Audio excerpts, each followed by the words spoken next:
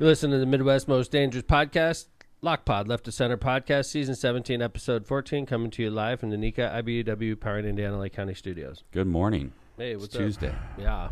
We're Lindsay list. Hey, Jay. Yeah, Lindsay. Poor Lindsay. Is she feeling better? Yeah. Is she just, she's working. She's gotcha. Stuck in traffic, so she'll be here pretty soon.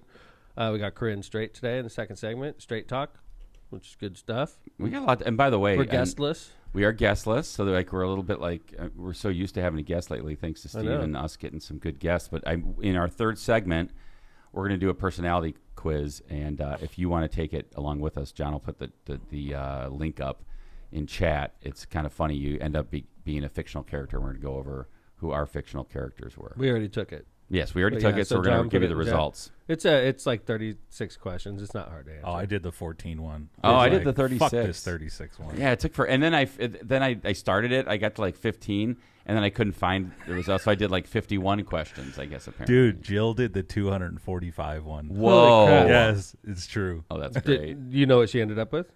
Yeah, did she send hers? I don't know. Jill, send your results. Absolutely, Jill. Text me your results. We'll put it up. Yeah. So we're going to start off the show with a bill making its way through the House, HB 1359. We wanted to talk to you about it. This is in the Indiana House. House Bill 1359. Indiana lawmakers are moving forward with a proposal that would cut the state's early voting period by nearly half, from a 28-day early voting period down to 15. And if this does pass both houses and signed by the governor, it will be effective immediately, which will affect this year's primary elections, like the ones that are happening right now. So, we're all planning in early April to start early voting, and this is going to change that if it's passed. Yeah, I'm definitely concerned about this. I think a couple reasons. One, and you're on the election board for the record, too. Yeah, right? I am. Yep. So you're familiar with voting laws. You've been on the election board for off and on, probably well over a decade. Yeah, for sure. I mean, close to 20 years. Yeah, close to 20 years. I think you're considered one of the election law. I'm not going to say expert, but one of the people in Lake County that knows the most about election law because of the positions you've held. Yeah, I definitely get exposure to it for sure, right? Exposure to the different election laws as part of my position on the election board. And what I would say about this is that one of the things I know that the Lake County Election Board is proud of is the fact that it has always acted in a bipartisan manner. Because to get early voting, you need to vote 5-0. Right. And so you have to have a unanimous vote. If one person says no, then you don't have it at all. And right? we had that for a couple elections, a while then finally we came around. And the funny thing was, other places like Marion County, they would have one Republican say nope, and then Marion County, the biggest county in Indiana, would have no early voting. And then on election day, because there was no early voting, they'd have lines down the street of people that just wanted to vote, but they couldn't. Well, and I think that's what I was going to say is that not only was it instituted, and it started with just at the clerk's office at the county courthouses, which would be Gary, East Chicago, Hammond, and Crown Point. It is expanded into 15 locations. So Lake County's like at the forefront of it. It's always been bipartisan, and it's been very effective. I would say, Tom, you always say that the early vote is a harbinger of how the we pay so much for be. polls, Kevin. Yeah. And then the early vote, when it comes out, usually like 6:15 on election night, right? 6:15 p.m. Yep. As soon as the polls close, about 15 minutes later, we get the early vote totals, and you could take it to the bank. If you're winning in the early vote, you could take it to the bank. Especially if it's over about 6-7%. You could take it to the bank. It doesn't change that much. And the funny thing is, so the early vote totals come in, and then what happens is through the rest of election night, you'll have precinct numbers come in, and they never change that early vote total from what I've seen. It's almost like it's 6:15 p.m. You know whether you won or lost, and then it has to be formalized with the rest of the votes coming in. But it's like the best, most accurate poll you could pay for. Sometimes it'll flip, but only when it's close in the beginning. I've never seen it flip when it's close in the beginning. Sometimes depending where the precincts come in from. But this is getting in back my to races, it's always held true. True. If I'm winning, I win. If I'm losing, I lose. Yeah, and I think the early vote is a very accurate predictor. What I was going to say about early voting also is that people have gotten used to it, especially in Lake County. Yeah. And I would say we probably have sometimes up to 30% or more of the vote that comes in early. So this is a big deal. And it also got slipped in the bill late. It wasn't part of the original debate, so that concerns me too. And I would say that this is bad because people like to early vote. I would agree that early voting ramps up as you get closer. But if you're going to start 15 days out, it basically decreases the amount of time people can go early vote in half. Yeah. And, you try to coordinate. You try to go, like, for example, me, if I'm at the courthouse and I'm going down because I happen to be in court, I'll vote. I just think I'll still squeezing it in. I will too, but squeezing it in, you and I are we're in the middle of it, right? I'm talking about your general, regular old voter who's just going about their business. If they were getting rid of early voting, that would be ridiculous. That would be ridiculous. Yeah, right. Cutting in half. And I don't really. I'll be think honest. It's like I think when they first cutting measure, I don't agree. I don't think the cost of elections. It'll be easier for campaigns to cover because we have to cover the polls. Sure. Campaigns have to cover the polls, including early voting sites. You want people out there, so makes my job easier as a campaign manager. Well, even as a campaign manager for many, many years, I can tell you that we've never covered every poll every minute. Especially, it's hard to cover. It's like you need full-time workers to do that, to stand outside the polls and hand pluggers out to people coming in to early vote. And yeah, this is the thing is, Indiana's got one of the worst turnout records for primary elections in the country. And this isn't going to make it any better. Not going to help. It's like you should be figuring out ways, in my opinion, you should be figuring out ways to get people to vote, not to prevent people from voting. That's the thing about this. It's like we're making it harder to vote. Why?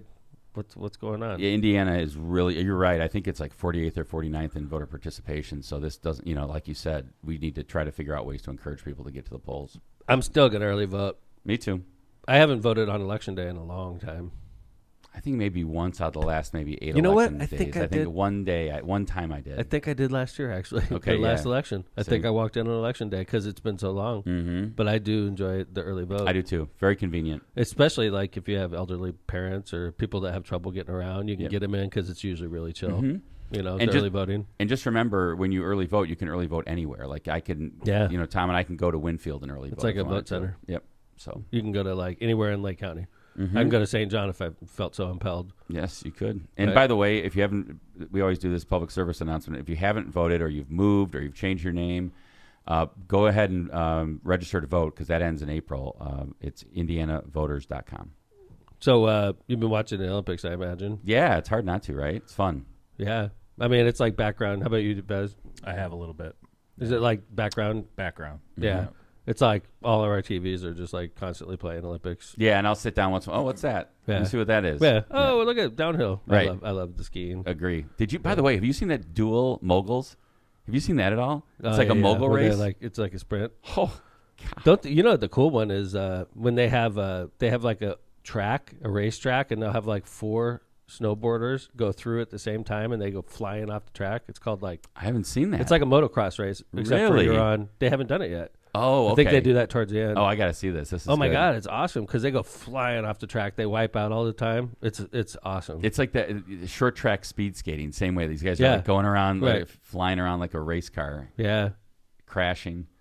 So, but there's been some, I think, memorable unfortunately, probably we don't want to see events that have happened. Oh, John just played one of them. John, we going to play this with the audio? It's the skier. Yeah, the skier, he's a downhill skier. This happened early on. French skier. And then he turns the corner a little wide, and then he takes the flagpole right to the crotch. Yeah. It got me to be able to use a term I haven't used since my childhood, racked. Sorry. Yeah, racked him right in the... Yeah. Threads has no playback controls, so when I start playing this, we kind of just got to... And by the way, the commentary is great, so here we go. All right. Now it's the Frenchman, Yannick Bertrand. Through the S-turn. Yannick Bertrand.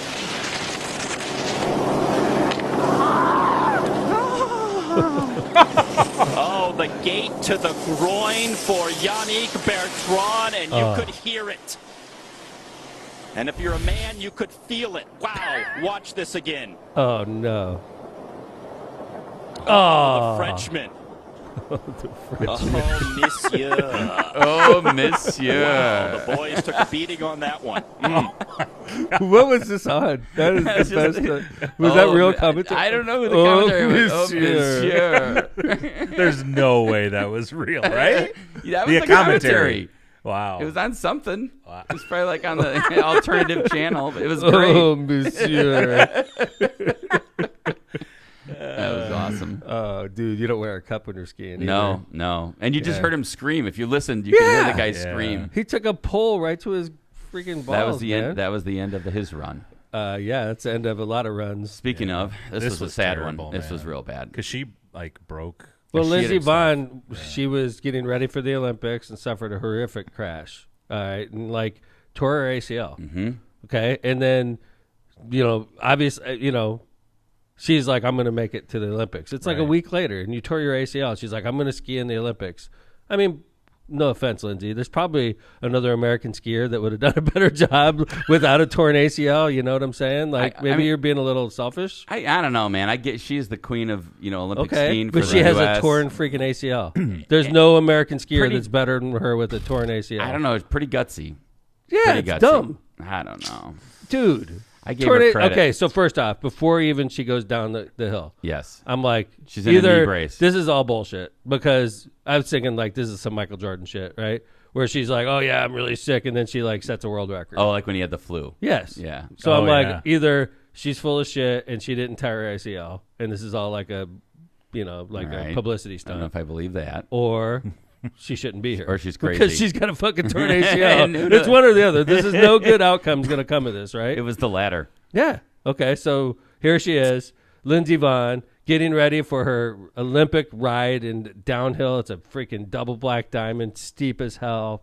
You go 80 miles an hour as a skier. It's freaking unbelievable. I go 50 and I'm scared to death. I was going to say, I was thinking to myself about this. I was like, when Tom and I go, we have a couple apps that we monitor, and we're always like, oh, how fast you go on that? And usually we're in the 40, when we're really flying, it's 45, 47. Wow. Yes.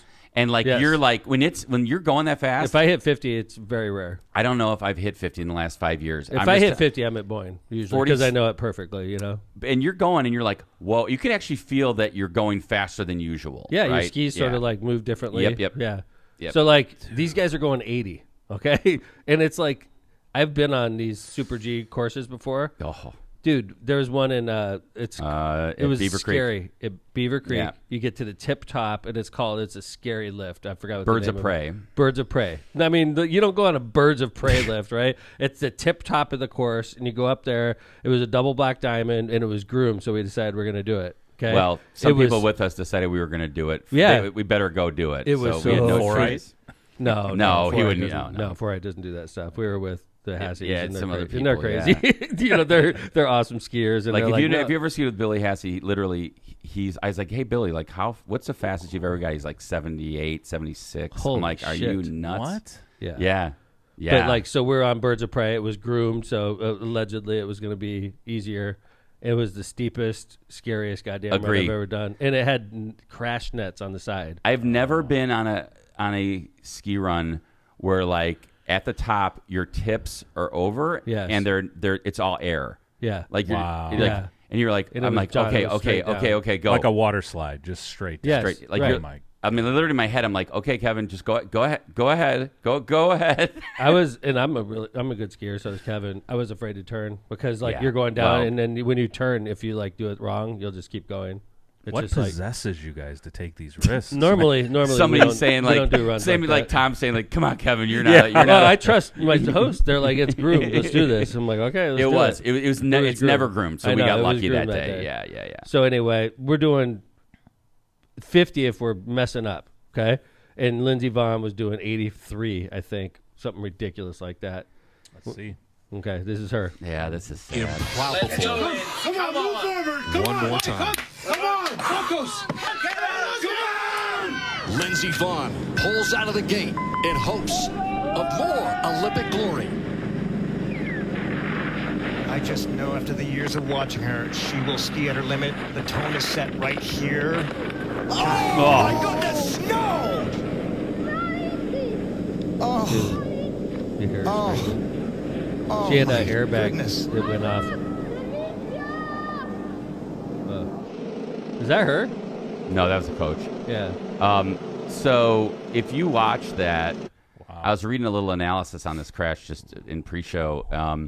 If you watch that, you could see on that fourth flag she clipped it, and that in the middle of the air she tried to adjust. Yeah, her right arm got clipped into it, and threw her body off. And she got a little off center. And she was in the air. and she almost ended up perpendicular to the run. So let's say she's doing 70 and her skis are pointed the wrong way when she hits the snow, and she just tumbled. It's not gonna end well. So she broke her leg. But like I go back to my original point.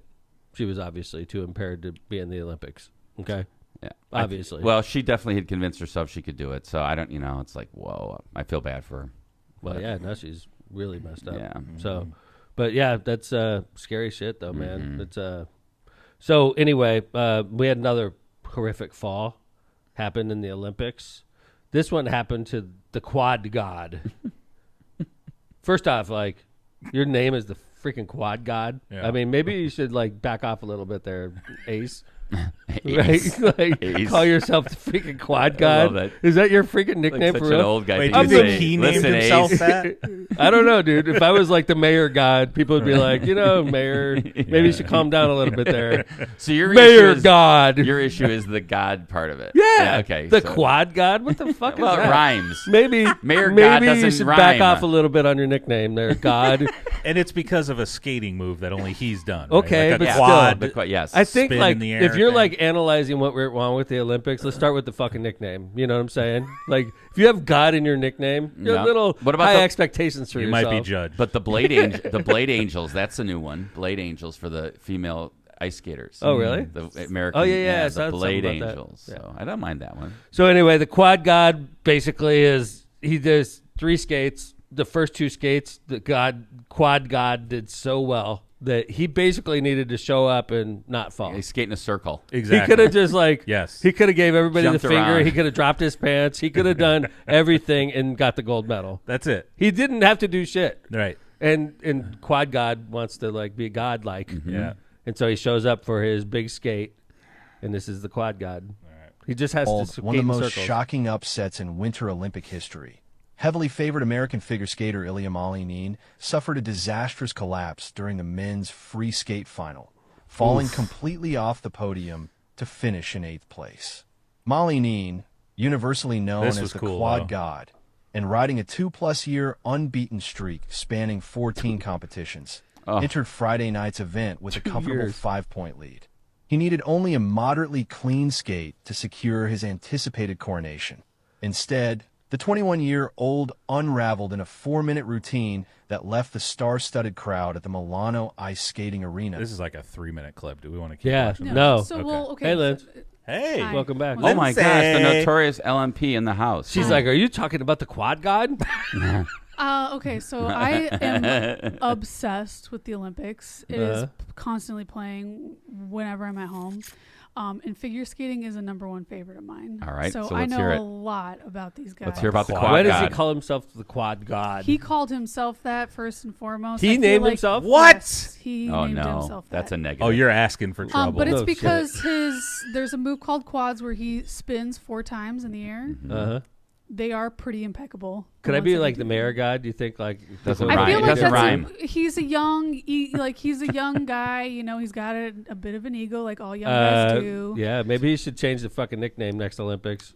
Listen, okay. First off, this was one performance of his. He had performed 4 times. He's got 2 golds before this. I know. This year. Not in the Olympics. Not This in the Olympics, yeah. 2 golds in the Olympics The so team far. event, yeah. All right. Yeah, okay. So not in first off, individuals. he's already gotten his goal. So he's already a okay? champion. But He's no, still- he still fell. scored first for the team, and he got like an insane score. So What's the guy's name? Ilya. We could come up with a Melanin. better nickname for this dude than Quad God. Well, he calls himself that. Also, the Yeah, and backflip that he- you guys saw, that was recently made legal in 2024, I believe. Look at Lindsay. And Thank he's goodness she showed the up. only one who's been doing them. So All right. It's I so always wanted cool. Lindsay to get into sports. She gets into fucking figure skating. What's wrong with that? I've always been. I I grew just- up I in the love era figure of Tara skating. Lipinski. Dude. Yes. Like, Yeah.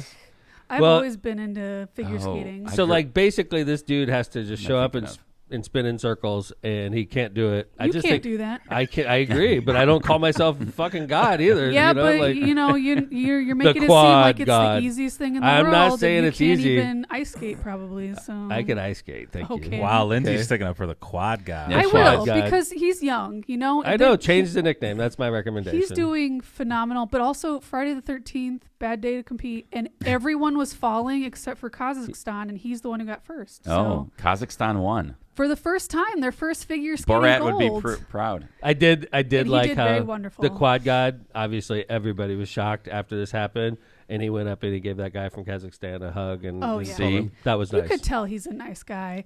It's just I feel bad for him. Everybody, even Japan was falling, and Japan's got a phenomenal team. Yeah. I think the ice, there's something going on with the ice. We should but talk about the Olympics more often. I mean, look at Lindsay. She came in tired, not tired now. She's like, you talking about the quad god? All right, you want to talk about curling? Let's move on to curling. The curling. I've got a lot of thoughts about this. The excitement of curling. Okay, so this is set this up, Tom. Everybody's been watching curling over the last couple of Olympics, and it seems like a golf type of sport where everybody's nice to each other.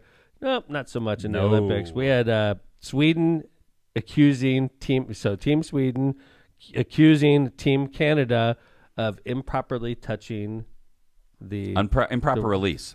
Okay, so once you release it, you're not supposed to touch it again. Yeah, correct. So the rule is you need to release. Our Olympic correspondent, Lindsay McDermott, Parasco McDermott. All I'm doing is watching the Olympics. I know a lot about these really dumb sports. Okay, I love it. Okay, what's the rule? Okay, so the rule is before you reach the line, you need to let go of the rock stone. They call it the stone. Did you know a full set is like $15,000? By the way, that's crazy. They're all from Scotland. Anyway, so you have to release the handle before, and they do have like sensors in them now. Full release. Full release, and you can't touch the stone part.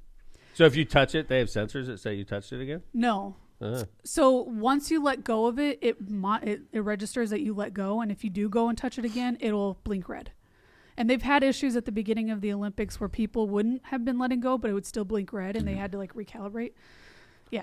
So anyway, so there's a video on this, and apparently this is a chronic issue for Canada's team. Yeah. So they got caught before, but the thing that I thought was crazy about this, and you'll see the video, is Sweden set up a camera angle that was not one of the official camera angles to prove that Canada was doing it. No, it was another team because they knew it kept Okay. happening, and they were like, we got to catch them in the act. Yeah, I thought it was Sweden. The tweet I saw said it was Sweden that did it. Okay. Right, Pre-prepared by the Swedes. Okay, here we go. So this is on live TV, right?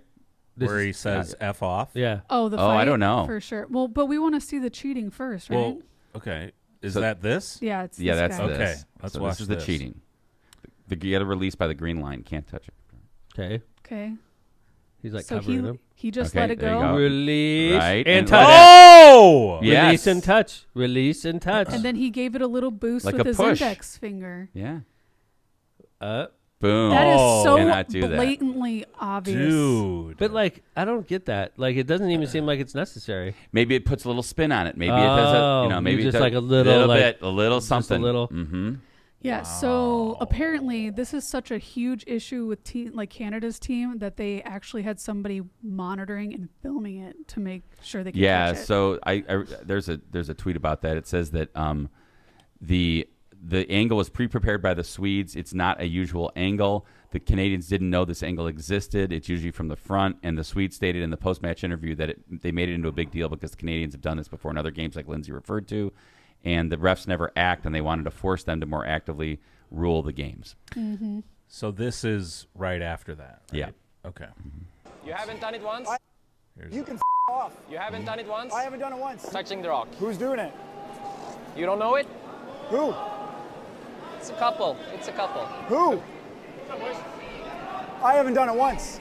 Okay? I'll show you a video after the game. How about you walking around on my peel on the last day and dancing around the house here? How about that? Come on, Oscar, just To show you a video? I don't give a Yeah, man. That's a man who's been caught. Maybe we do need to take Canada because I don't like this. I don't like that attitude. Maybe they're getting more feisty now that they're. Canadians are supposed to be polite. I agree. That guy was They're like, not polite. Nope, not polite. And the at all. memes about that guy are insane. Really? Yeah. Like I was showing Tom one yesterday where like he's just laying down on the hockey rink and he's putting his finger by the hockey puck and pushing it into the goal, past the goalie.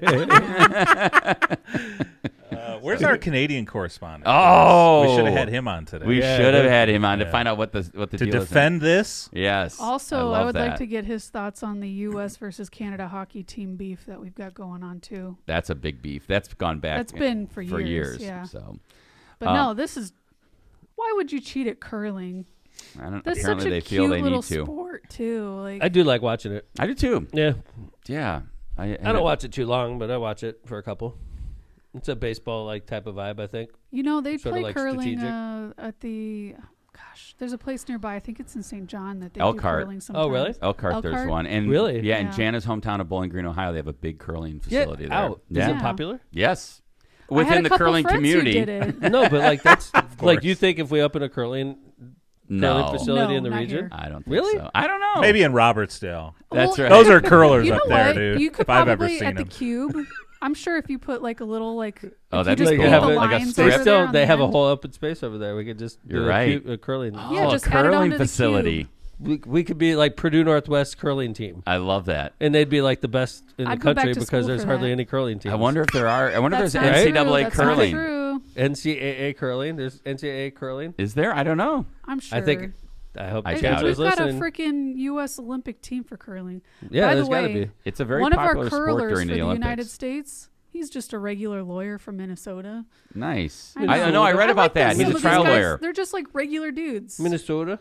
Minnesota. I wonder if they curling. get. I wonder if they get. College curling. There it is. Really? But it's not. It's CCUSA. It doesn't say Right. NCAA. Let's go. so. Let's go, Purdue. All right. I love it. All right. So that's your Wisconsin Olympic. Madison wins the 2025 national championship. Oh, no. I got the Robertsdale folks after me in chat.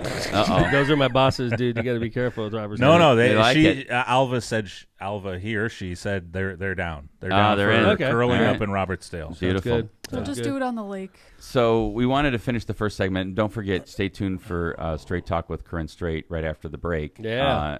We wanted to talk about some videos that came up recently, just to talk about this like insane grift that it appears to be continuing to happen during this administration. Increasing, yes, and just like absolutely unabashed, right? So the first video we're going to show you is Lee Greenwood. Of course, we know Lee Greenwood. He's a I know him because country I music did singer. 6,000 push-ups to his stupid song when I was in the Navy. That's right. You mentioned Anybody that. who was in the military doesn't like Lee Greenwood or his stupid song because they use it to punish us in the military. God bless the USA. When they played that, we were freaking screwed. You were doing push-ups, dude. Like in trouble. Oh. They'd play it so loud and they would screaming at us while we're sitting there cranking out push-ups or sit-ups or running, and they're just cranking the song. So this is a little clip, and I do want to read this. I thought this was an interesting tweet that was with it. It said, Jesus drove out merchants, overturned tables of money changers, and declared, my house will be called a house of prayer, but you are making it a den of thieves. And so let's see what Lee Greenwood has to say. Lee Greenwood, thank you so much, sir.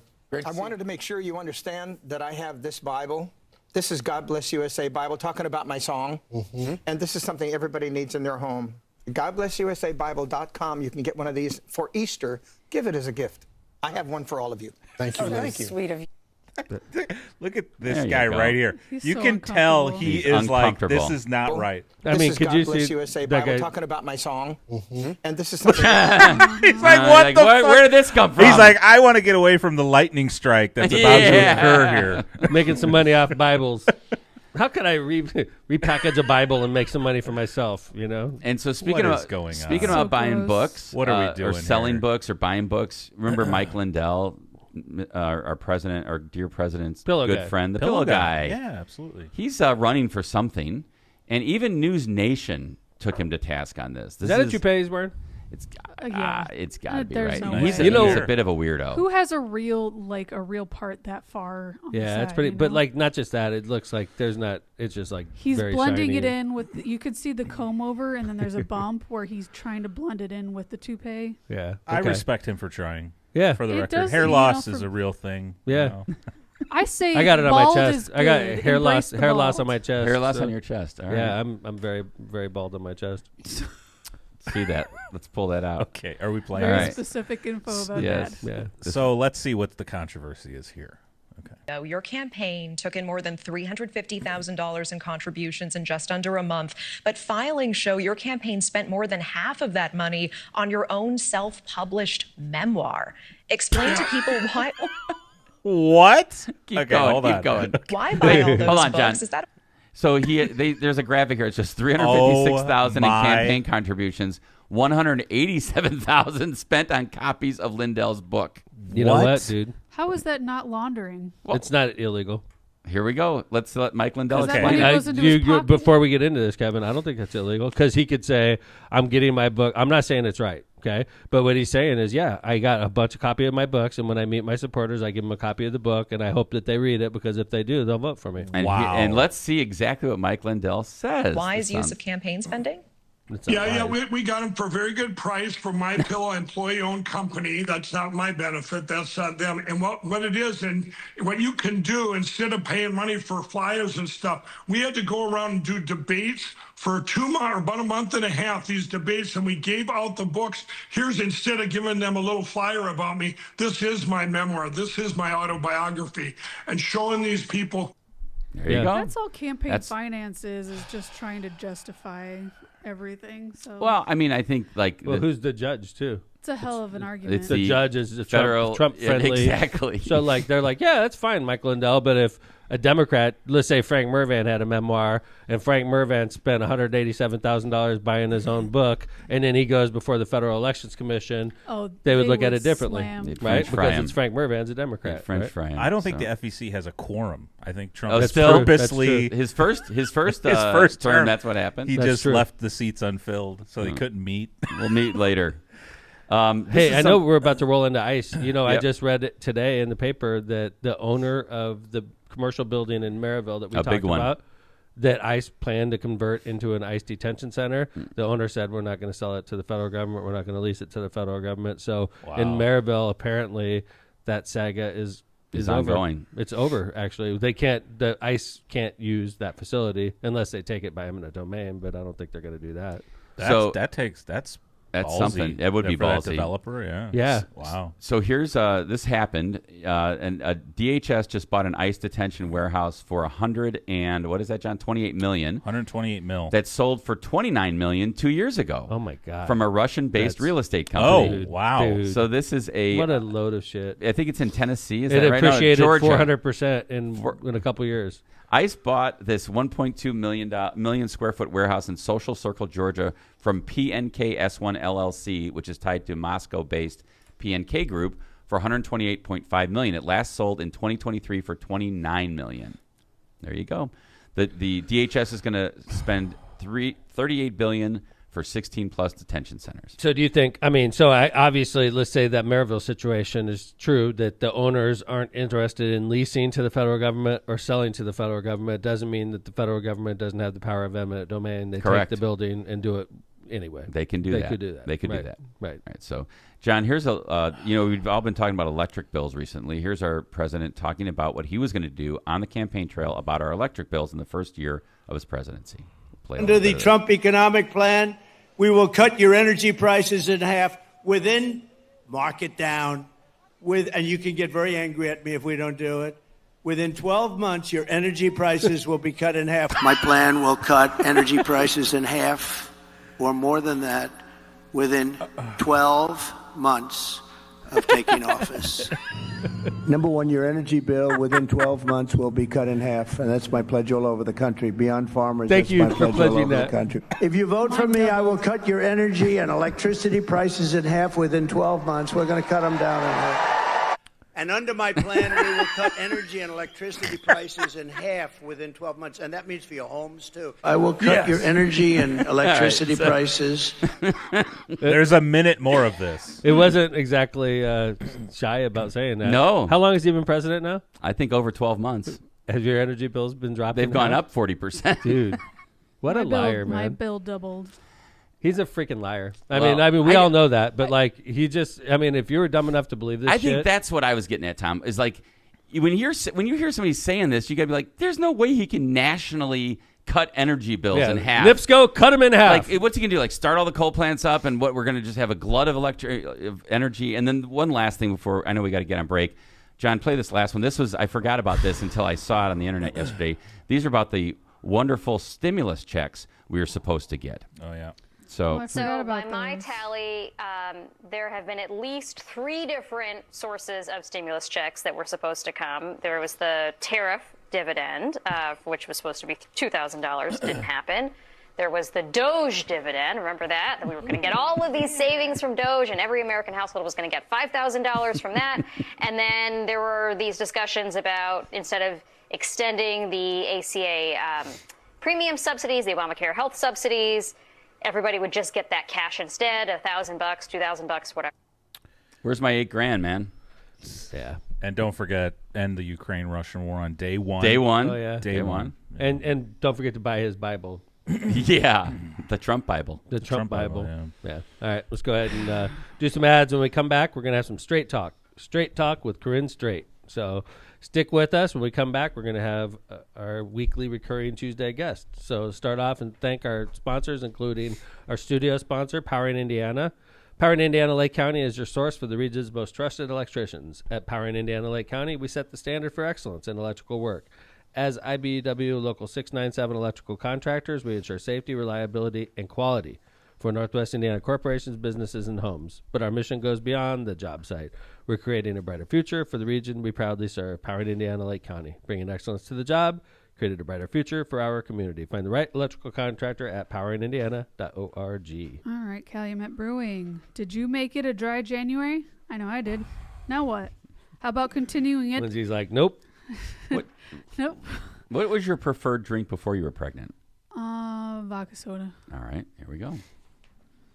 But it's been 6 been a months. bit. So how about continuing it into a free from alcohol February with a cold alcohol-free beer? Michelob Ultra Zero is a superior alcohol-free beer that has 29 calories, 6.5 carbs, and a new lime-flavored option. For those that love craft brews, try the new Golden Mango Cart NA or Elysian Easy Dust IPA. Don't forget about Stella Artois 0.0, which is brewed to give the import drinker a perfectly balanced alcohol-free beer.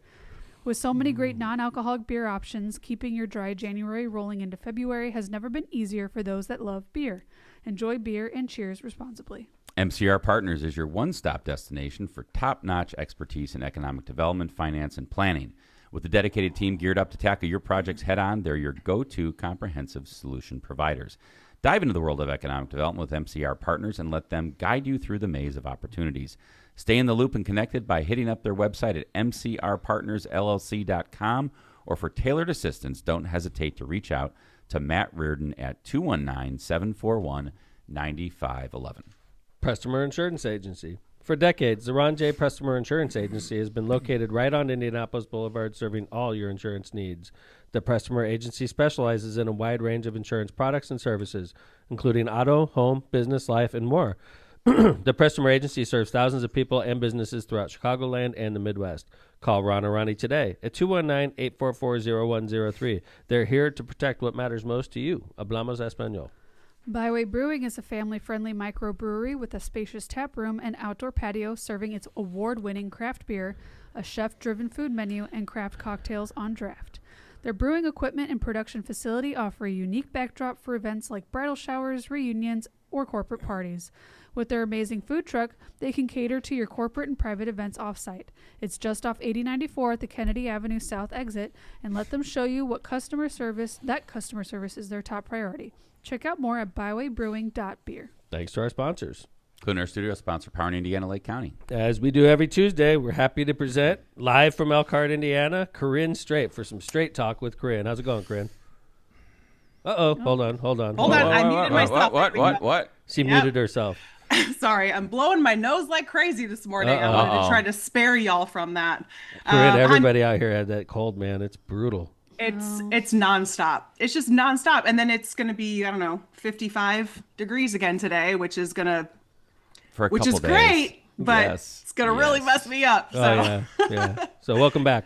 Well, it's good to be here, gentlemen. Good to see everybody. And Lindsay too. Lindsay, I'm glad you're feeling better. Thanks. It was so nice. As soon as I clicked on my headphones, I heard your voice and I was like, oh, she's back. I love it. Finally, we got some more estrogen in the air, so that good. That's what we need. Yes. All right. Well, I wanted to talk about, because y'all were talking about the, I think you did, the early voting restrictions that the Indiana legislature is looking at. And that kind of got me thinking, because I've been looking a lot into kind of the trends leading up to the midterms and what we could expect to see, not expect to see, the way that Trump and different political parties are trying to influence what happens in the midterms. And we all know that typically there's a midterm slump for the sitting president. The party that's in charge usually loses seats in the House. Right. And I was surprised to learn, I know I put this in the notes, but I knew that George W. Bush was an exception to that rule because of 9/11. He got a huge boost in popularity. Because he was elected in 2000. No, 2002, 2000. 2000 was the midterm for him. He was elected in 98 then? No, Bush was in 2000. The 2002 midterm. Right. 2002 midterm. Because 2001 was the horrible act. And then because we were being very patriotic at that time. Gotcha. Yes. And he got a huge boost in popularity. So I knew Which he was was an one exception to what you're talking about. An exception. Yep. I knew that he was one exception, but I didn't know the other one. And the other exception is Bill Clinton in 1998. Okay. His second term. So Clinton had the highest approval rating of a second term president ever. It was over 60% by the 98 midterms. Wow. The economy was doing great, which was a huge piece of that. The other piece of it is that he was going through his impeachment trial. That's right. And people felt badly for him. And so that contributed to his high approval rating plus the economy. So those are the two exceptions. But other than that, you're saying whenever a president takes office outside of those two examples, the first midterm they face is usually a bloodbath for their party. I think recently, right? Both of them. In both of the terms. midterms. Okay. In the last 90 years. 90 90 years. So we're expecting Trump's midterm to come up to be a bad one. To be a bad one. And because I'm really hoping for it. None of those factors are in play. You know, we don't have, knock on all the wood, we don't have a 9/11 situation. The economy is not great. Right. So the things that would have possibly contributed to maybe even a break even just aren't there. If anything, Corinne, like with all the ICE and the drama with the shutdowns and just like Trump in general, it just seems like everything's lining up for a blue wave coming up this year. Right. It is. And we can see that happening not only at the federal level, but also at the state level with all of those special elections that we've seen over the last 3-4 months, where Democrats have been way overperforming. And there have been a couple of different responses to that at the state level and at the federal level. So, of course, Trump kind of reinvigorating calls to maybe nationalize elections or have the federal government play a bigger role in certain states' elections, states that he doesn't feel he can trust. Right. And in response to that, you know, Indiana Republicans have pushed back and said, no, that's not happening. States are, you know, elections are up to the states. It's in the Constitution. Yep. Even one of his biggest supporters, Governor Abbott of Texas, also came out and said, no, we're not doing that, man. But to your point earlier, what states are willing to do is try to make it a little bit more difficult, a little bit more of a pain in the ass to vote. And so that is where, all right, we're not going to federalize, we're not going to nationalize elections, but these red states will play their part in trying to just make it a little bit more of a pain in the ass to vote. So that's do you think that's where House Bill 1359 is coming from, Corinne? Absolutely. I mean, it's a tight race, right? In a tight race, every vote counts. Yep. And we see Indiana has, over the last several elections, I think in 2022, we were dead last for voter turnout in the entire country. So we rank in the bottom 5 consistently for voter turnout. And the most recent pieces of legislation that have been taken up and passed by our legislature have been to make voting harder. So removing college IDs is a valid form of voter identification, reducing early voting locations, polling locations, and hours. Indiana still has Indiana and Kentucky close at 6 p.m. Those are the two earliest closing out, election times in the entire country. What is it normally, 8 o'clock? A lot of places are 8, 9 o'clock. Because they want people to be able to get home from work and go vote. Yep. Yeah. Right. Especially if you have, especially if you have long lines. Sure. You get off of work at 5 o'clock on election day, and there's a line going down the block. right? Am I going to make it an hour or not? Yeah, well, a lot of times the issue is, so if you're in line, the rule in Indiana is the election workers can stop the line at the last person at 6 o'clock. You can still vote after 6 as long as you're in line. As long as you're in line. Yep. And that's kind of a lot of the concern that was being brought up, not only in Indiana, but in other state legislatures where they are trying to restrict early voting. Like, look, you are claiming that you're going to save money here. You think that that's kind of the claim that's being put forward. It's too expensive to have too many early voting locations. However, what you're doing is making it harder on election day. And when we go to the polls, we see the average age of our saintly poll workers. These are not people in their 20s and 30s. Right. They're working a 15, 16-hour day. So to make those days even longer is just cruel and completely unnecessary, especially when we have government buildings that are open from 8 to 5, Monday through Friday, every day. And so Texas early voting actually began today. Wow. And and I think their early voting period goes through March 3rd. They're one of the earlier primaries. So we are going to see over the next several weeks early voting starting in several states. And in addition to that, all of this kind of coming together, this tension between red and blue states, I think about the marketing and how successful the marketing has been about voter fraud. And this thing that voter fraud is such a huge deal, and that's why we need the SAVE Act, that's why we need these voter ID laws, yada, yada, yada. Zoom out to the rest of the world. Fewer restrictions on voting means more people vote. It does not mean more fraud occurs. There is no statistical causation between relaxed voting laws and more fraud being committed. And my favorite resource for this on voter fraud comes from the Heritage Foundation. So the Heritage Foundation actually has, Conservative Heritage Foundation has an election fraud tracker. And since 1982, there have been 59 instances of voter fraud in the state of Indiana. 59 since when? 82. Since 1982. So that's how long their tracker goes back. 44 years. Yep, and those range from criminal convictions to allegations. So some people who were not even convicted, and most of these people, the citizenship question comes up, these are, quote, illegals who are voting in our elections. I couldn't find anybody in the state of Indiana who was not a citizen who voted either by accident or deliberately. Most of the people who are convicted are people who are working in government or working within political parties to send out absentee ballots too early, send out too many absentee ballots.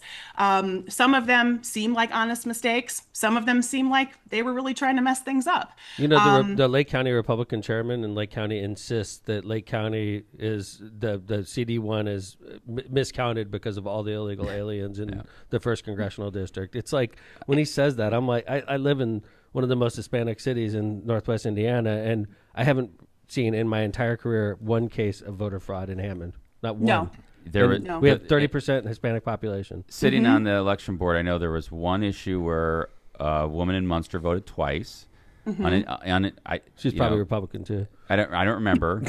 And then I think there's been there's one instance that I heard of anecdotally that a person that was not a citizen voted. I heard I heard the same thing. One. Anecdotally, though. Yeah. Right. And most of the time because I remember a story out of Virginia where there were 4 people who were, because some, you can register to vote at license branches. And there were 4 people in one election who were registered to vote who were not citizens.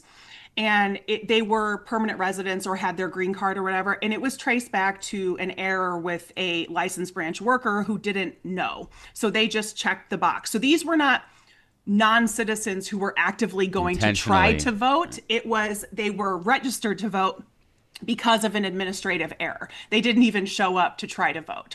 So those are kind of the things that we trace it back to. And when we look at some of the numbers of the possible disenfranchisement that will happen with the restriction of early voting, with the passage of the SAVE Act, there really is no logical conclusion other than they want to disincentivize people to vote.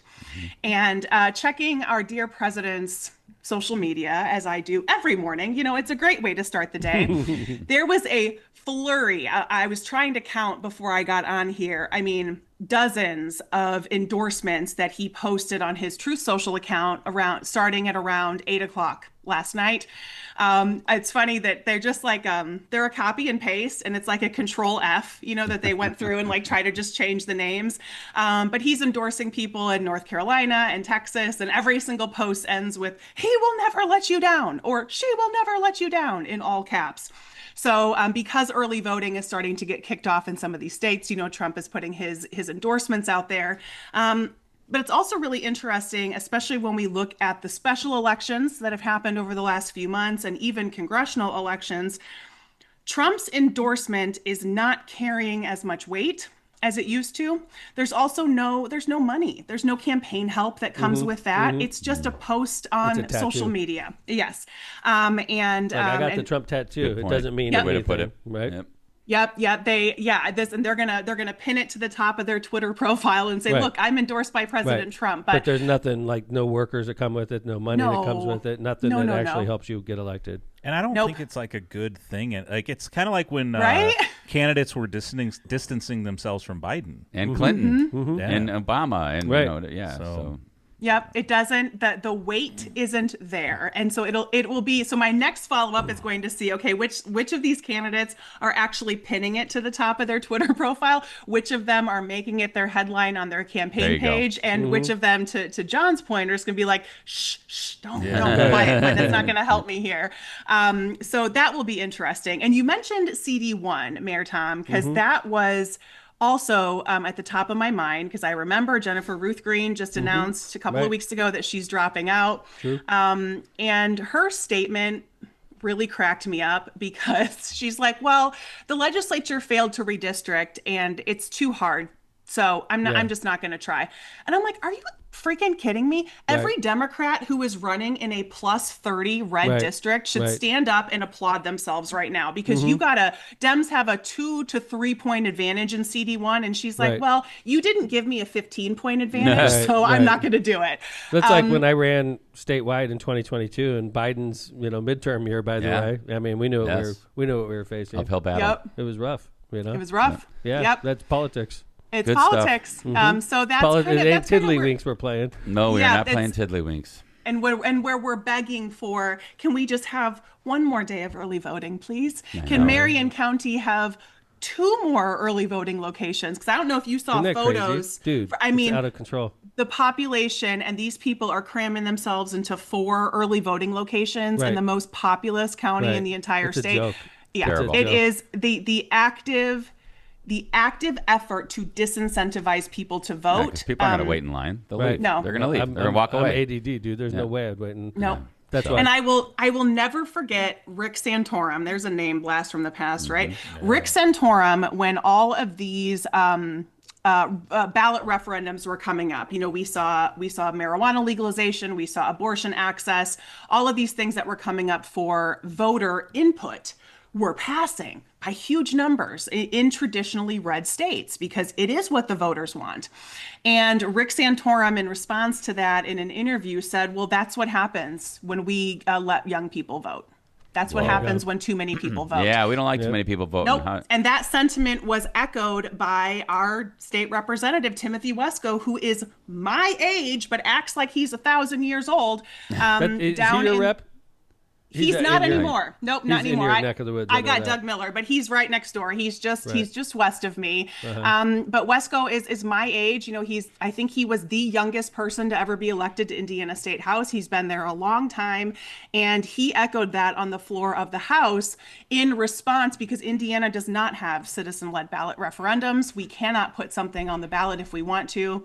And his response was, that's by design, because too many people would vote, and you vote us into office and we decide what goes on the ballot. Just like the forefathers wanted. That's right. Just like they wanted. So keeping all of that in mind as Texas voters get out there and start early voting, and as Indiana keeps fighting over whether or not we're going to restrict early voting, the data is pretty consistent that voter restrictions tend to benefit one party and harm the other. So keep that in mind. Thanks, Corinne. Straight talk with Corinne. Our Tuesday correspondent. Thank you for doing this with us. We appreciate this. This is so fun. I look forward to this every week, guys. We look forward to it. We look forward to it. I pulled up one of your TikToks last week, and it was like out of control viral. Oh my gosh! I hit 2 million for the first time. Yeah, congrats! Thanks to Megan F. and Kelly's racist ass. So that's good job. Awesome. Wow. I should send her a thank you card. Yeah. So anyway, we're proud to host you here on LOCPod. As she becomes more and more famous. Yeah, that's right. We've got her on Tuesdays. Spread the love, I'm here every Tuesday, y'all. I look forward to it. Thank you. Thanks, Straight Talk with Corinne. Thanks again. See you next time, all. Right, bye. See you next week. Tuesday. Thanks. All right, let's go ahead and do some ads. When we come back, we're going to personality quiz. The personality quiz that we all took, and then the Munich Security Conference. We got some interesting little speeches that were made there. So stick with us. You can find out which fictional character we're most like according to a personality quiz. Let's start off and cover 219 Development and Bauer Construction, our studio sponsor. We're excited to welcome longtime friends of the show and now one of our premier studio sponsors, Bauer Construction Company and 219 Development Services. This week, they're honored to partner with the South Shore Convention and Visitors Authority to modernize its corporate offices and event spaces, creating a more comfortable and energy-efficient environment for staff and visitors. Bauer and 219 delivered a modern control system and targeted equipment improvements that will improve the facility for years to come. This results in a more sustainable, welcoming space, made it possible through a shared commitment to serving the region. If you're building or developing in Northwest Indiana, Bauer and 219 are the teams you want in your corner. They can transform your vision to reality with confidence. Learn more or get started at 219-803-0417. Misprint Printing. Elevate your brand with Misprint, the premier printing and sign solution in the Chicagoland and Northwest Indiana. With a 40-year legacy of excellence, their experienced team, led by Rick Baltenberger, combines innovation and technology to deliver top-quality signs and printing, always on time and within budget. Conveniently located in Munster and Hammond, Misprint is your partner for creating impactful visual solutions that leave a lasting impression. Visit them at misprintusa.com to bring your vision to life today. Ask for Teresa. Tortillas Nuevo Leon. Tortillas Nuevo Leon is the gold standard in Mexican cuisine across the Midwest. Look for Tortillas Nuevo Leon's popular red and white label at your local grocery store and enjoy quality Mexican products made with local expertise. Tortillas Nuevo León, hechas con amor, para ti y tu familia de todo corazón. Tortillas Nuevo León, hechas con amor, para ti y tu familia. De todo corazón. The Branding Room Floor. Hiring a full-time marketing manager is costly, but what if you don't need to? At the Branding Room Floor, we are your marketing department, providing marketing strategy, creative design, web development, full brand management, and more, all for less than the cost of a single employee. We are the region's award-winning full-service marketing agency, partnering with businesses and organizations that want a complete marketing department results without the overhead. Stop doing it yourself or delegating to unqualified employees. Get the support, expertise, and partnership of a full marketing team with the Branding Room Floor. Visit thebrandingroomfloor.com to get started today. Cantrell and Cantrell, attorneys at law. Are you injured or in trouble with the law? Give Cantrell and Cantrell a call and schedule your consultation with someone who is in court and at the jail every day. Call John Cantrell at 219-554-4LAW or visit their website, bettercallcantrell.com. John and his wife, Kristen, make a great team and are waiting to hear from you.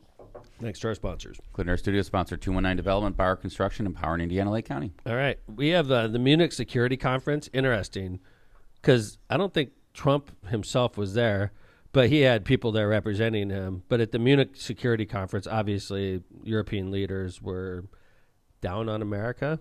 And a lot of Democrats, as a result, decided this is my opportunity to go out to the Munich Security Conference and sort of grandstand and get my point out there. And people will see me in a different light. They'll see me as more like a presidential type of material. So we had like AOC. She went out there. Gretchen Whitmer went out there. Of course, Hillary Rodham Clinton was out there. Gavin Newsom, of course, is out there. People you aren't used to seeing like on an international stage, right. Answering international issue questions. Exactly. Yeah. Right. So like, and it didn't necessarily go super well. I think it was definitely a little bit of a wake up call for those that believe that they may make a run at things in 2028. Like Alexandria Ocasio-Cortez, AOC, we all call her. Mm-hmm. She's out there, Congresswoman from Brooklyn. She's out there and gets asked a question presidents would normally get. So let's go ahead and this is basically, what would you do how would you recommend we protect Taiwan if China invades them? And I would say that AOC is generally pretty good on her feet, and she's a good communicator. That's why I was like, when we were going to watch this video, I was like, whoa. Okay, so she gets asked this question. I mean, you're going out to Munich. You should be ready to answer questions like this. So this is AOC. Answer.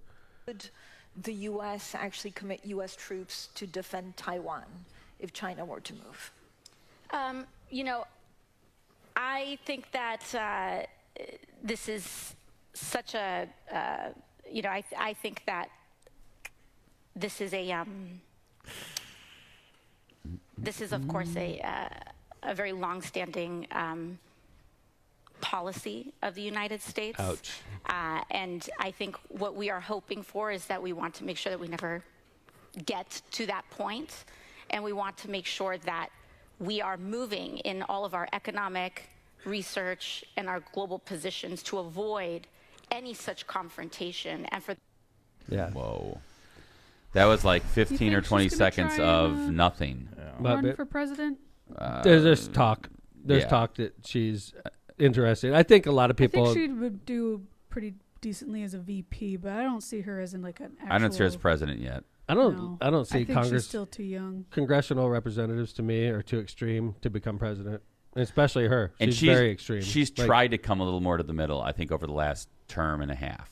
I think anytime you're in Congress, it exposes you to issues that you don't really love, but you have to vote on them anyway, and it hurts your record. You end up taking positions that you probably wouldn't have taken if it was your decision, but you're in a group of 435 people, so you sometimes stay with you your get, team. Right, so you get dragged into issues that you normally wouldn't be part of, but you're part of now because you're part of the team, right? And then all of a sudden you run for president and they pull up your voting record and they're like, what the hell? You voted for this? Like, are you crazy? The article I was reading about AOC was that she kind of had this message of like, hey, we have to be on the lookout for authoritarianism. It's happening in Europe. It's happening in the U.S. And like, she never really got to get that message out as much as I think she hoped for, because there was a lot of really pointed questions to her about, issues that you're going to be facing as president. And she's more of a domestic, type person. So talking about another domestic that's person. important, though. Okay, I'm not discounting it, Linz. But being president, they're in an international setting, right? Yeah, you're the commander in chief also, and you deal. It's definitely not her wheelhouse for sure. You're the leader of the free world if you're the president of the United States. You got to know your issues, and this was just a wake up call, I think, for a lot of them. So another possible name in the Democratic Party that decided to go to the Munich Security Conference is the governor of Michigan, Gretchen Whitmer. I'm a humongous fan. Tom's a fan. Tom's a fan. I'm a fan in a number of ways. This is she's up there with Taylor Swift in my world. So she doesn't sing, but I do like Gretchen. I think she's a great governor, and there has been some talk that she'd be, a good presidential candidate. She's also at the Munich Security Conference, and she gets asked a question of what victory in Ukraine looks like. And let's hear her answer. And what does victory look like? No, please. I'd love to hear your answer. It is. The two that I am on the panel with are much more steeped in foreign policy than a governor is. But I do think that Ukraine's independence, keeping their land mass, and having the support of all the allies, I think is the goal from my vantage point. They're not briefed at all. No. Like, they weren't briefed at all. Love her Michigan accent, though. Dude, I don't get it. Like, you're going, like, don't you have people, Governor? Like, you're going on a panel with the ambassador to Ukraine, and you don't think that you're going to get asked a question about the Ukraine? And, like, it's just not good, man. Yeah. And like, think why about are you taking these AOC gigs? At least has a federal component to her job. Right. I mean, if they Governor asked me Whitmer, what victory in Ukraine looked like, I'd be like, know, because I'm dealing with Hammond issues all the time. I don't know what's going on in Ukraine, right? Like, you got to have people. It's just that I think if you're going on that stage, it's high pressure, and you got to be ready on international issues. Well, here, let's go to. You want to do the whichever one you want? Yeah, what you pick. I was going to do Hillary Clinton Let's to do it. contrast. Let's do Hillary, to contrast. Okay? Who's run on the national stage? She was Secretary of State, so she gets. She should know these things. Yeah, so like, notice the difference between AOC, Gretchen Whitmer, who I'm a fan of, and then Hillary Clinton, who's been there and done it. Okay. That the Trump administration's position toward Ukraine is disgraceful. I think the effort to force Ukraine into a surrender deal with Putin is shameful. I think the effort that Putin and Trump are making to profit off the misery and death of the Ukrainian people is a historic error and corrupt to the nth degree. So I believe Ukraine is fighting for our democracy and our values of freedom and civilization. She's a badass. Yeah. I mean, regardless of how you feel about her, she is She knows her stuff. woman, man. She is smart as hell, smart as a whip, like night and day compared to the. That's why I'm answers we just glad saw. that's why I'm glad her and President Clinton both said we want to have this questioning by Congress up in the open. By the way, she looks very tired, man. Mhm. Yeah. You notice that? Yeah. I mean, granted, she's in Munich. she's Maybe she's got time zone issues, but they're also under a tremendous amount of pressure. Losing. Yeah. She You had know a what I'm couple saying? of really rough elections that did not go I'm her saying way, more and recently, babe. They're Agree. under Epstein Lot of pressure. drama. Epstein pressure. that Epstein stuff though is that's Yeah. That's something. intense stuff. Want to All hear another great answer? Yes. And another person at the Munich Security Conference, Gavin Newsom, talking about Trump's presidency. So, that's a difference. So you're talking AOC, yeah, she's putting her toe in the water. Gretchen Whitmer, yeah, she's putting her toe in the water. Hillary Clinton's not putting her toe in the water. But this guy, who I think is the leader right He's now. diving in head first. Oh, He yeah. is And has been, Yeah, by so- the way. For like 2 years. 2 years. He debated. Remember they had Yes! a debate with him. And That's they didn't, right. They didn't have Trump debate Biden. They had Trump DeSantis. debate. Yeah, DeSantis, he debated right. DeSantis. Yeah, that's right. Okay, here's Gavin Newsom. Historic president. And it's important you understand this. Let me go back. Historically, Yeah. There we go. he is an historic president. And it's important you understand this. Historically unpopular. He is going to get crushed in the midterm elections. Crushed in the midterm elections. He's going to lose his authority under the International Emergency Economic Powers Act to impose tariffs. The most corrupt president in American history. What do so many of the foreign policy trips have in common? Members of his family there first. Setting the tone and tenor, setting the course of the deal. For the tower, the golf course, for the investments, for the crypto. Dude, he's so right. He's so on. He's speaking it. I Newsom think has he's probably aura. got the best Aura, run. good way to Well, put it, John. I think when it comes to future president campaigning, I think he's got the most momentum for sure. Agree. Yeah, How but about the he's next got- one, John? Could you do? I think this next one is just it's such an important message, especially to Europe right now. Doubling down on stupid. Never in the history. Donald Trump is doubling down on stupid. Never in the history of the United States of America has there been a more destructive president than the current occupant in the White House in Washington, D.C. It is code red in terms of American leadership in this space. Low carbon, green growth. I hope, if there's nothing else I can communicate today, Donald Trump is temporary. He'll be gone in 3 years. California is a stable and reliable partner in this space. And it's important for folks to understand that I love that. Donald Trump is temporary. God willing as What long are you as talking about, well, I'm man? just saying, you hear all this stuff about they're gonna make him a third term. They're gonna. I just don't think he can win an election at this point. So even if he was able to run, I was talking to Dad which over he's the not. weekend about the SAVE Act, and he was like, "It's never gonna pass." And I'm glad that you have that kind of hope and confidence in the country right now. But man, I do not. It is bleak. Why are you guys down on the SAVE Act? What am I missing? Isn't it just show your ID to vote, or is there more to it? No. So, okay, for me, this how it impacts me as a woman who's changed her name. Okay. You need a birth certificate and a license that match. Yeah, so John, I was born with a different last name than I currently have on my license right now. So John, I don't have a problem. I've grown to just accept that we need IDs at the polls, right? You didn't before. Indiana's invoked voter ID. It works. It's working. I'm not afraid of that. But proof of citizenship, how am I? Oh wait, so everyone's? What do you mean? Everyone. So we all have to roll up with component. I don't even understand the only that. way that I would be able to vote, because my birth certificate and my license do not match, is I would have to bring in a passport. Now, this is a financial hurdle for a lot of people because passports are $130. And also, they've cut a lot of the jobs that process these passports, so they are backed up for months. So somebody applies for their passport right now, like I'm doing.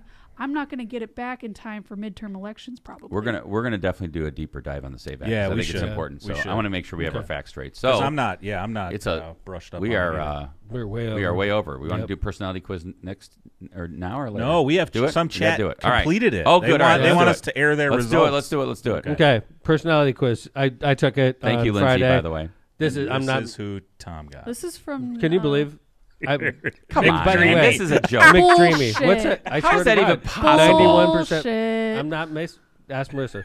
91% matched up with. So Tom what's the gets- character's name? It's McDreamy from Dr. Grey's Shepherd. Anatomy. Derek Shepard. Yeah. Yeah. And it's From funny Grey's because Anatomy. I hear people call me that as Mayor and Mayor McDreamy. I've heard that my whole career. And it's funny. I take the stupid quiz and I get McDreamy for my. This is a joke. He had a pretty awful end in the show. Really? I don't know anything about the show. But I do know that it was a 91% match with me and McDreamy. I mean, This how one does is how does the world rotate It's like so this? true. I have It no is idea. really Tom true. gets McDreamy. Look who I get. An old guy with a bow tie. No, Who is this guy. He's Who is this guy? So he's from Gilmore Girls. He's the grandfather of Lorelai, and he's a wealthy lawyer guy. Richard Gilmore. Yep. But he's like a real mediator. He owns the Gilmore Group. Okay. Nice. Yes, John. Yeah. Okay. He's All well right. educated. He's That's Kevin. Is it a good match? Yes. Well, All right. I don't McDreamy know. was I think definitely so. a good match for me. 'cause- okay. So who did you get, Linz? All right, Lindsay. I got Hester Prynne Whoa. from the Scarlet Letter. It's Whoa. one of my Scarlet favorite Letter? books. So There you go. she's disenfranchised with the structure of society. She lives by herself. She doesn't want to talk to nobody. That's You don't fair. live by yourself. Linz? You don't live by yourself. You don't have an I A. live with my husband and I stay there. You don't have an A on your shirt. I don't. No. Hester Prynne. There's more to Interesting. Hester Prynne than the fact that she committed adultery. Yeah. First off, you need to Whoa. reread that book. It's been a while. I thought your characterization of her was pretty good. Yeah. She's disenfranchised with how the She's world not as works. cool as She's McDreamy. angry and bitter at the world. And Lindsay's like, Just call me McDreamy. Man, Linz, Hester. look at we're fighting, Lindsay. I love this book. This is one of my favorite books of all time. So Jay I was Vez. thrilled What about were that. you, Jay Vez? I got this is interesting because Mad Men is one of my favorite shows of all Uh-huh. time, as you know, Tom. I love Mad Men. I Oh, got a character damn, in Mad dude. Men, Salvatore Romano. Which guy was that, John? I don't remember him. I do remember him, but I don't. Italian guy? He turned out to be gay, which Oh, that makes sense. not that there's Yeah. anything Yeah, wrong with that, yeah, but right. It's all making sense That now. Yeah. kept Good me up for at you. night last night, getting this result. I'm trying to remember his role though. Like He was in the art department.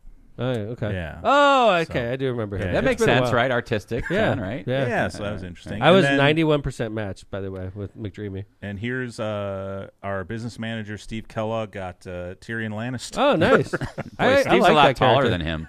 Talking Game of about a Thrones? guy who's disenfranchised with society. Tyrion Yeah. Lannister. I liked him. I liked his role. Yes. In Game of Thrones, I thought he was a cool character. And real quick in chat, Jeff Riddle got Mark Watney from The Martian. Thank you That's for a good taking. movie. Did Jill do it? Jill, I never heard back from. Come on, Jill. about, Come on, Jill. WTF, Jill's like, I Jill. don't participate in stuff like that. Yeah, Oh she- my gosh, Marissa got Legolas. Legolas, Amazing. yeah. Who's From, that? From Lord He's of the Rings. the archer elf from Lord of the Rings. Yeah. Very beautiful guy. Marissa will verify I got McDreamy. Orlando Bloom. Orlando Marissa Bloom. will verify. And, and if I was lying, Marissa would bust me out. So I got Yeah. McDreamy. Marissa's got McDreamy. Just call me McDreamy from You know now on. what? This implies that Marissa's never seen Lord of the Rings. I gotta fix that. Yeah. And Natalie in chat got Emma Morley, and Leslie in chat got Kara Danvers from Supergirl. Thank you for taking the Good job, personality everybody, quiz. taking the quiz. And thanks, Lindsay, Cool. for making us take it. So Well, wrap this us was up. Marissa's idea. Oh, thank you, Thanks, Marissa. Marissa, for the bit. Thanks to everybody for listening. We went long today. We apologize, but it was a great show. Thanks, Kevin, as always, for being our good host and a great leader of the show. Jay Vez, awesome job. Thank you. Thanks for the working hard and A lot of bringing links in there. Yeah, good work today, no John. shit. Good to see you again. You're at the top of your A game. Notorious LMP. Thanks Yeah. for coming in. Good Don't to see you. put my medical Better late than info never. on the podcast again, please. Okay, all right. I won't talk about Oh, that. boy. You don't have HIPAA with us. We determined that, and so anyway, and coming to you live. This is McDreamy coming to you from LOCPod. So we appreciate you. I mean, it's been proven by this right. test. You're that the dad. I am McDreamy. So Okay. anyway. Thanks, baby. Good to see you. Take care, everybody. Signing out, McDreamy. Talk to you next week. Take Oh, care. man.